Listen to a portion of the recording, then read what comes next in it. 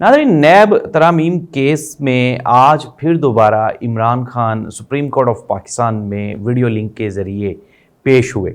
इमरान खान को पहले तो ये कहा जा रहा था कि हो सकता है कि आज इमरान खान को लाइव जो है वो टेलीकास्ट कर दिया जाए, लेकिन फिर बाद में जो हमारे मुअज़्ज़िज़ चीफ जस्टिस साहब हैं काज़ी फारिसा साहब,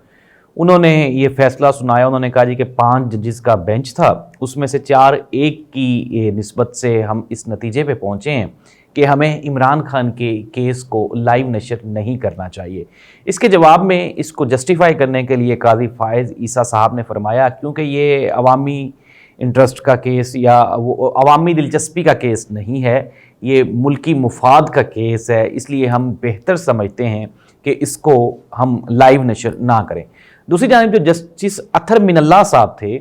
उन्होंने ये कहा कि इसको लाइव नशर होना चाहिए था। लाइव नशर होना चाहिए या नहीं होना चाहिए, इसका फ़ैसला तो आने वाला वक्त कर देगा और ये सारी चीज़ें क्लियर हो जाएंगी। लेकिन नाज़रीन, सबसे बड़ी जो बात है वो अदालतों में इंसाफ होना चाहिए, और इंसाफ ना सिर्फ होना चाहिए बल्कि इंसाफ होता हुआ दिखाई भी देना चाहिए। आवाम को भी मालूम हो कि ये मेरिट पे फैसले हो रहे हैं। अनफॉर्चुनेटली पाकिस्तान में ऐसा नहीं हो रहा, लेकिन पीटीआई के लिए एक और बड़ी खुशखबरी ये है कि 9 मई के 2 मुकदमात में जो बानी चेयरमैन इमरान खान हैं उनकी ज़मानत हो गई है। कल बड़ी हंगामा आराई हुई।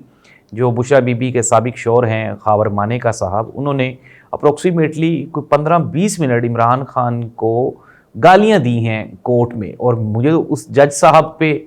जो है वो रश्क आ रहा है जिन जज साहब के सामने ये सारा कुछ हुआ और ये करवाया गया। जाहिर सी बात है, अब एक अगर गवाह के तौर पे जब कोई बंदा कटहरे में आता है तो वो जज की मर्ज़ी के ख़िलाफ़ एक लफ्ज़ भी नहीं बोल सकता। वल्लाह आलम ये कैसी अदालत थी, लेकिन फिर उसका नतीजा भी कुछ अच्छा नहीं निकला। और हमने देखा कि कल जब खावर मानेका साहब बाहर तशरीफ़ ले गए अदालत के बाहर, तो कुछ लोग थे, वकला थे, अब कहा जा रहा है कि वो पीटीआई के वकला थे, तो उन्होंने उसके ऊपर तशद्दुद भी किया खावर मानेका पे। तो नाज़रीन, ये जो तशद्दुद है ये किसी भी सूरत में काबिल कबूल नहीं है। अब जाहिर सी बात है कि वो भी एक तशद्दुद की एक किस्म थी जो कि अदालत के अंदर हुई, और खावर मानेका साहब ने इमरान खान साहब को बुरा भला कहा, और फिर उसके बाद जो बाहर हुआ वो भी गलत था। अब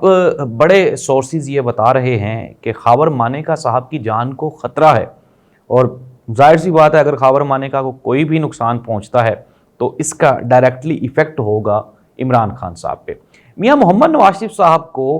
एक मरतबा दोबारा फिर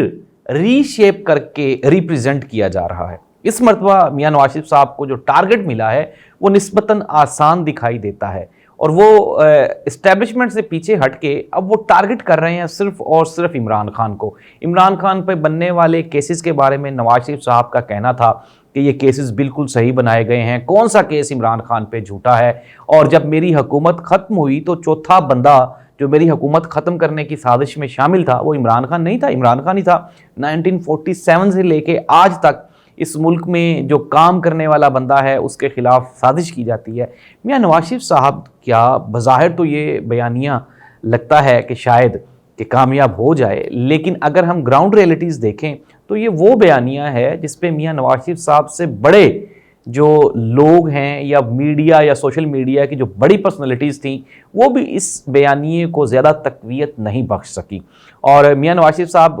वक्त के उस दोराहे पे खड़े हैं जहाँ पे उनका बेचा हुआ चूरन अब शायद उनके अपने बच्चे भी ना ख़रीदें, क्योंकि टाइम चेंज हो चुका है। पाकिस्तान मुस्लिम लीग नून की जो प्रेजेंटेशन है या बागडोर है वो नई नस्ल के हाथों जा चुकी है। मोहतरमा मरियम नवाज साहिबा, हमजा शहबाज,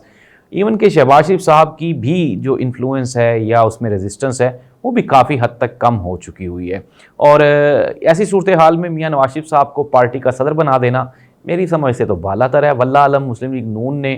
तो कुछ ना कुछ प्लान किया होगा कि मुस्तकबिल में शायद उनको आपस में ही, ये मियां मोहम्मद नवाज शरीफ साहब की जानिब से अदम एतमाद है उनके भाई शहबाज शरीफ साहब पे, मुल्क का वज़ीर आज़म और उसको पार्टी उहदे से हटा देना, ये बिल्कुल भी किसी सूरत भी आप इसको जस्टिफाई नहीं कर सकते।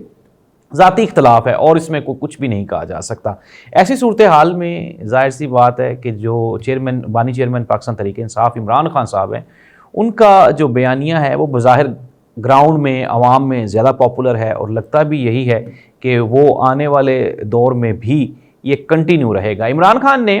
چیف جسٹس آف پاکستان قاضی فائز عیسیٰ صاحب سے آج وہ مخاطب بھی ہوئے، یہ جو کیس تھا اسی دوران، اور انہوں نے کہا جی کہ جیل میں ون ونڈو آپریشن ہے اور مجھے مکمل طور پہ جو میرے رائٹس ہیں وہ نہیں دیے جا رہے، مجھے بولنے کا موقع دیا جائے اور مجھے پریزنٹ کیا جائے کہ تاکہ میں اپنا جو میری رائے ہے میں وہ بھی عوام تک وہ بھی پہنچنی چاہیے، تاکہ عوام کو پتہ چلے کہ میرے اوپر جو کیسز بنائے گئے ہیں ان کی نوعیت کیا ہے۔ تو فی الحال وقتی طور پہ ناظرین اگر ہم اب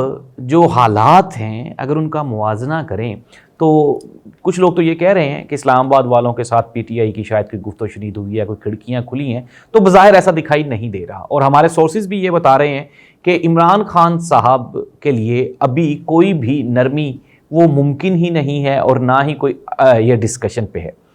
کیونکہ پاکستان تحریک انصاف کے جو ریپریزنٹیٹیو ہیں رؤف حسن صاحب، اگر ہم ان کے کل کے بیانات سنیں تو انہوں نے تو جو موجودہ چیف آف آرمی سٹاف ہیں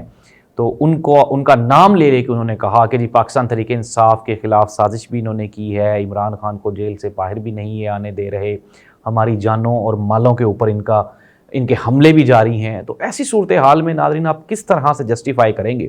کہ پاکستان تحریک انصاف اور ملک کی جو اسٹیبلشمنٹ ہے اس کے درمیان کوئی ڈائیلاگ ہو رہا ہے؟ یہ ناممکن سی بات ہے۔ عمران خان کے لیے میں نے کل کے پروگرام میں بھی آپ کو بتایا تھا کہ ابھی تک مزید جو نرمی ہے وہ دور دور تک دکھائی نہیں دیتی،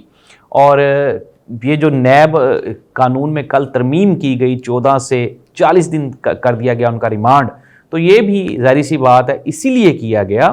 کہ وہ جو آپ کا کیس ہے اس میں آپ عمران خان صاحب کو بجائے اس کے کہ 14 دن کے بعد آپ کو وہ ریمانڈ ختم ہو اور آپ کو اس میں عمران خان صاحب کو ضمانت دینی پڑے، تو اب وہ 40 دن تک چلا جائے گا۔ عمران خان صاحب کے لیے یہ میں نے آج سے اپروکسیمیٹلی کچھ 6 مہینے پہلے کہا تھا کہ جولائی میں